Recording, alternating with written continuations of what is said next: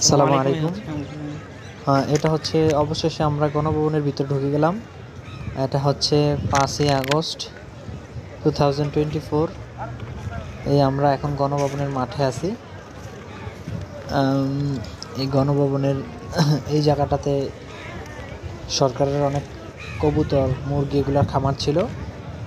এখন আমরা এই গণভবনের সামনে দিয়ে হাঁটছি। এটা গণভবনের ভিতরে।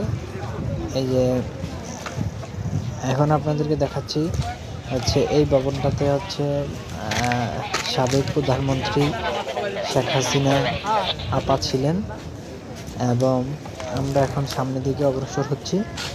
সামনে যত যাচ্ছি মানুষের কোলাহল এবং ভিড়ের কারণে এখানে যত সম্ভব ভিডিও করা সম্ভব হচ্ছে না। আমরা সামনের দিকে হাঁটছি। রাস্তা ভিতরে পরিবেশটা সুন্দর ছিল, সব প্রাকৃতিক পরিবেশ। ভিতরে কিছুই ছিল না, দেখার মতো কিছুই ছিল না, তাই হচ্ছে ভিতরে ঢুকলাম না। ভিতরে আগে ঘুরে দেখছি, ভিতরে কিছু নাই, সব পোলাপান স্বাধীন করলো আর হেরা এডি চুরি করে এগুলো কে এডি স্বাধীন করতে পোলাপান সব লুট করে নিয়ে গেছে। ভিতরে কোনো আসবাবপত্র নেই।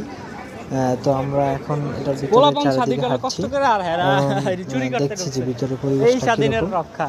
তো মানুষের ভিড়ের কারণে মোটামুটি ভিডিও করা সম্ভব হচ্ছিল না, তাই হচ্ছে বাইরে থেকে ভিডিওটা নিচ্ছিলাম। তো এই যে হাঁটতে হাঁটতে প্রায় ক্লান্ত অবস্থা। তো এইখানে অনেক কিছু আছে। এখানে একটা জিনিস লক্ষ্য করেছিলাম, এখানে উনি গাছ দিয়ে পর্যন্ত নৌকা বানিয়েছিলেন।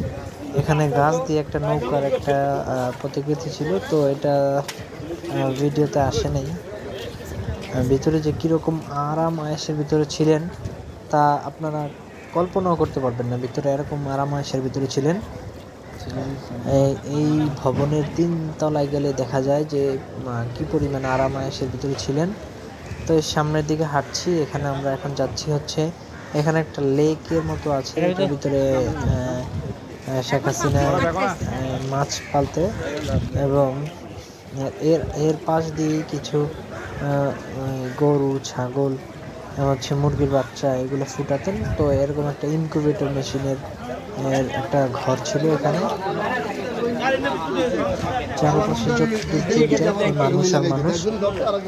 তো এটার ভিতরে পরিবেশটা সবাই দেখছিল যে কীরকম স্বৈরাচারের পতন হওয়ার পরে ভিতরে পরিবেশটা কীরকম ছিল। ভিতরে সেনাবাহিনীর তৎপরতা ছিল মোটামুটি, আলহামদুলিল্লাহ ভালোই। তারা টহল দিচ্ছিলেন, তারা যাতে নিয়ম শৃঙ্খলা মেনে ভিতরে ঘোরাঘুরি করে। তো এর জন্যই এই ভিতরে আমরা যাচ্ছি। এখন হচ্ছে যে এটা হচ্ছে একটা ঘর গণভবনের ভিতরে। এত বড় ভিতরে, হাইটটা শেষ করা যায় না। তো হচ্ছে কিছু কিছু জায়গা হাঁটলাম এবং হচ্ছে